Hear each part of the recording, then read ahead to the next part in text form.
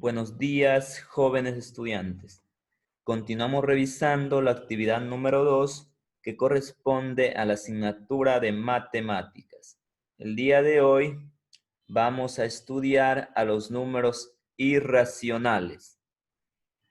Antes de desarrollar este tema, quiero recordarles, jóvenes, que no es necesario que ustedes transcriban todo esto que yo les presento. Esto es solo un apoyo que me sirve para desarrollar la clase. Todo esto, jóvenes, no es necesario que lo transcriban.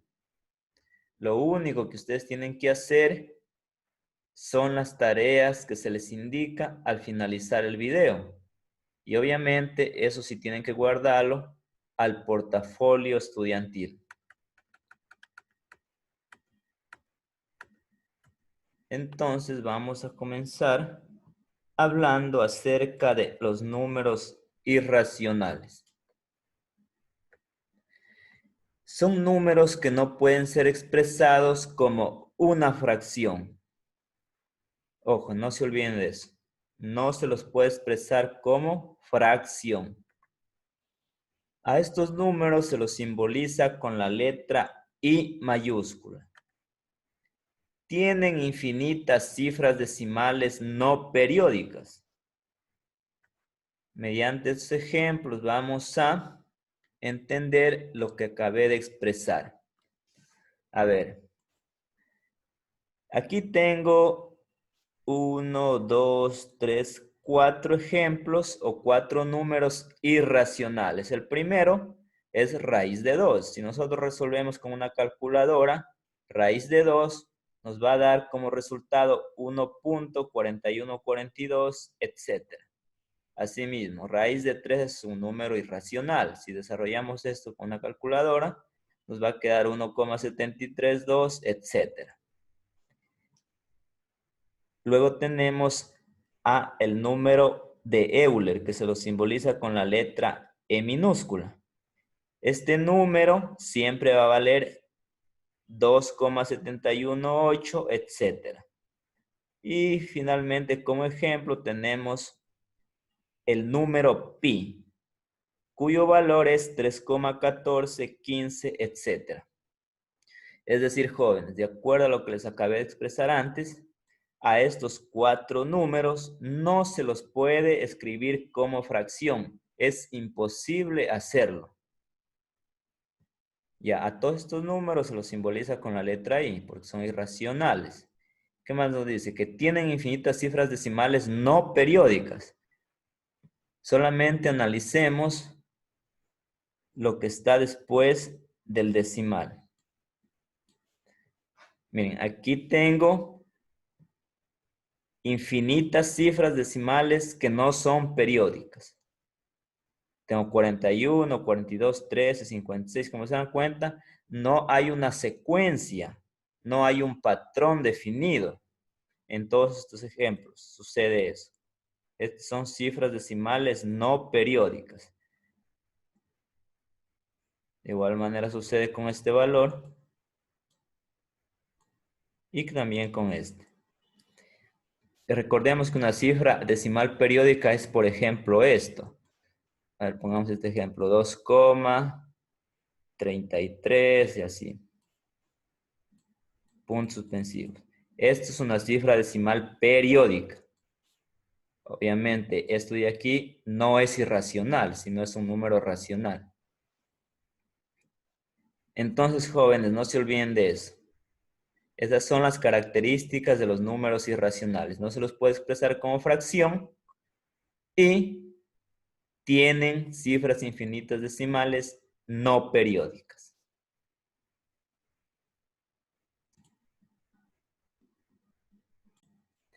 Bien, clasificación de los números irracionales. Se los clasifica en dos grupos. El primero, los números trascendentes. Y el segundo grupo, los números algebraicos. Les voy a presentar ejemplos de cada uno de estos grupos. Todo esto es tomado, jóvenes, de la ficha pedagógica. Ya, por ejemplo, el número pi es un número trascendente. Asimismo, el número de Euler E es un número trascendente. Esto quizá en estos niveles de estudio, en noveno, incluso en toda la secundaria, no tienen mucha relevancia, mucha utilidad, tanto el pi como el número de Euler. Pero para estudios superiores, estudios universitarios, allí son muy utilizados estos números. Por eso, y por otras cosas más, se los llaman números trascendentes. Son muy importantes en las matemáticas superiores. Y también, aquí les muestro un ejemplo de un número irracional algebraico. Es el número, tiene un nombre específico, el número áureo o el número de oro. Es 1 más raíz de 5 dividido por 2. Al resolver esto con una calculadora nos va a quedar este valor, 1,618033, que es un número irracional algebraico. Y su nombre específico de esto es el número áureo o el número de oro. Bien, jóvenes, entonces estos son números, ejemplos de números trascendentes, y este es un ejemplo de un número irracional algebraico. Básicamente lo que nos presentan en la ficha son conceptos teóricos que hay que tenerlos presentes porque es importante conocer esto a estas alturas. Bien, también vamos a hablar acerca del teorema de Pitágoras. Esto sí tiene relación con los números irracionales. Más adelante ya se van a dar cuenta. Quizá en esta clase no, pero en la siguiente se van a enterar, se van a dar cuenta que cuando hablamos del teorema de Pitágoras también hablamos de los números irracionales. Entonces, el teorema de Pitágoras se cumple o se aplica para un triángulo rectángulo. Este triángulo de aquí es un triángulo rectángulo. Recordemos a qué llamamos triángulo rectángulo. A aquel triángulo que tiene un ángulo recto. Un ángulo recto es aquel que mide 90 grados. En este caso, el ángulo recto está en esta parte. Si nosotros cogemos un graduador, vamos a medir que tiene exactamente 90 grados. Y tiene dos ángulos agudos. Este es el primero y este es el segundo. Ángulos agudos significan que miden menos de 90 grados. Entonces no se olviden eso. Un triángulo rectángulo tiene un ángulo recto. Siempre. Y solo en ese tipo de triángulo se cumple el teorema de Pitágoras.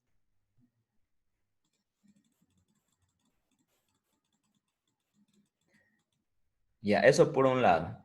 También es importante conocer, ustedes ya saben que un triángulo tiene 3 lados, pero cada uno de estos lados del triángulo rectángulo toma un nombre específico. Por ejemplo, a los lados que forman al ángulo recto se los llaman catetos. Este sería el primer cateto, que aquí lo están representando con la letra A minúscula, y este sería el segundo cateto, y lo están representando con la B minúscula. Y el lado más grande, más largo del triángulo, se lo denomina o llama hipotenusa, y se lo representa con la letra C minúscula. No es una regla que siempre se lo va a representar con C, se lo puede representar con otra letra. Entonces no se olviden, los lados que forman el ángulo recto se llaman catetos y el lado más largo se llama hipotenusa. El lado más largo siempre queda o está al frente del ángulo recto. Aquí tenemos el ángulo recto y la hipotenusa siempre está al frente. Hay que tener eso en cuenta porque cuando se resuelvan ejemplos acerca de esto, nos sirven aquellos conceptos.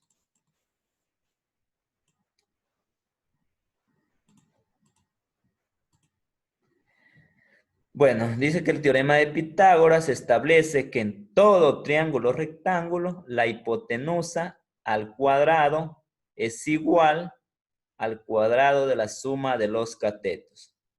Lo que les acabé de dictar se lo representa a través de esta fórmula matemática. Dice que al cuadrado de la hipotenusa, o la hipotenusa al cuadrado, aquí la tenemos. Se recuerden, es la hipotenusa. Si le elevamos al cuadrado, dice, es igual al cuadrado de la suma de sus catetos, al cuadrado de la suma de sus catetos. Aquí estoy sumando el cuadrado de cada cateto. Entonces, ese es el teorema de Pitágoras.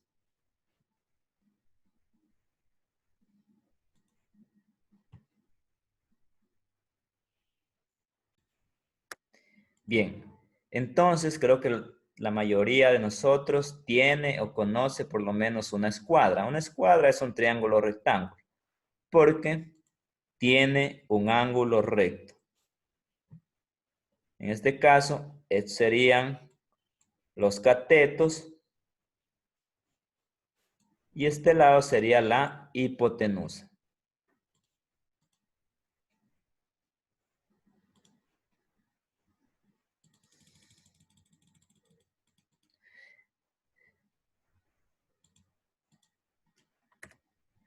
Aquí también tenemos otro triángulo rectángulo. Quizá a primera vista piensen que no corresponde a un triángulo rectángulo, pero no es así. Es un triángulo rectángulo porque miren, aquí tengo al ángulo de 90 grados o al ángulo recto. Entonces, estos serían los catetos para este triángulo y esta sería la hipotenusa. Es el lado más largo o el que está al frente del ángulo recto. Bien, aquí tenemos otro triángulo rectángulo. Estamos repasando conceptos básicos, jóvenes, porque les repito, es importantísimo dominar esto antes de resolver ejercicios. Aquí tenemos el ángulo recto, entonces estos serían los catetos y esta sería la hipotenusa.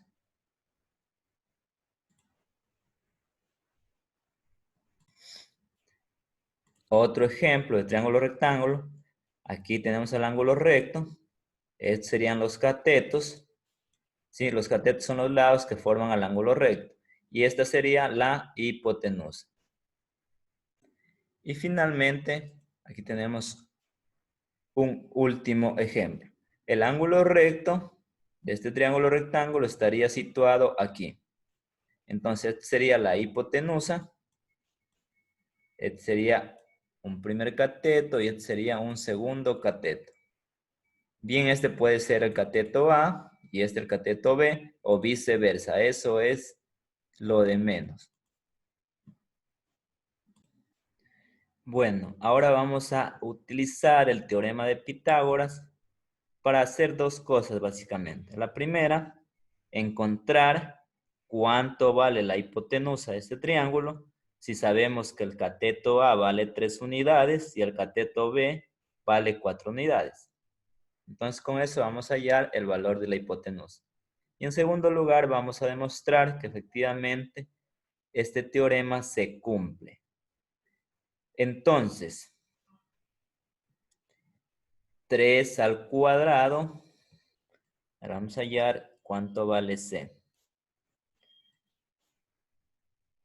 A vale 3, pero hay que elevarlo al cuadrado siguiendo lo que nos indica el teorema de Pitágoras. B vale 4. Asimismo hay que elevarlo al cuadrado. Vamos a resolver esto. C al cuadrado es igual a 3 al cuadrado, 9. 4 al cuadrado, 4 por 4, 16. Seguimos resolviendo. C al cuadrado es igual a 9 más 16, 25.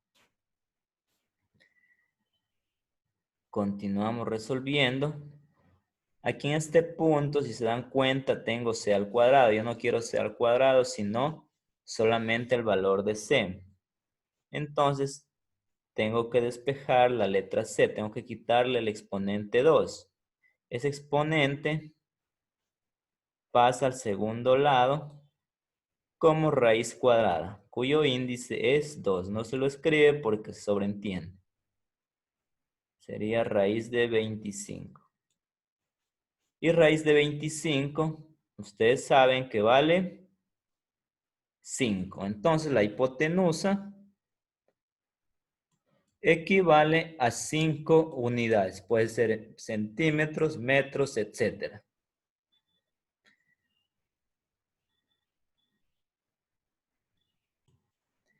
Entonces recordemos que el cateto A vale 3. Si lo elevo al cuadrado, obtengo 9 cuadrados.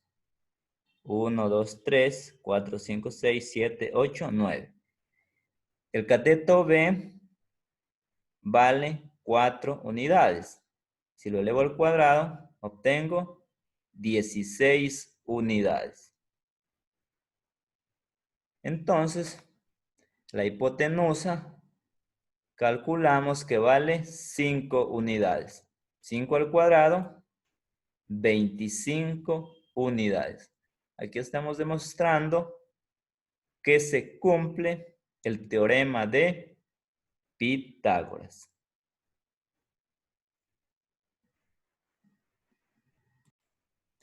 Bien, jóvenes estudiantes, la clase de este día consistió únicamente en explicar conceptos teóricos. Por lo tanto, hoy no hay tarea. El día de mañana vamos a resolver ejercicios respecto de la explicación que se dio hoy y les voy a asignar la tarea correspondiente a la actividad número 2. Repito, la tarea va para el día de mañana. Entonces, eso es todo por hoy. Si no lograron entender el 100% de la explicación, pueden volver a observar nuevamente el video para estar muy claros y se nos facilite trabajar con ejercicios el día de mañana. Sin más, se les agradece por su atención, jóvenes, y que pasen muy bien.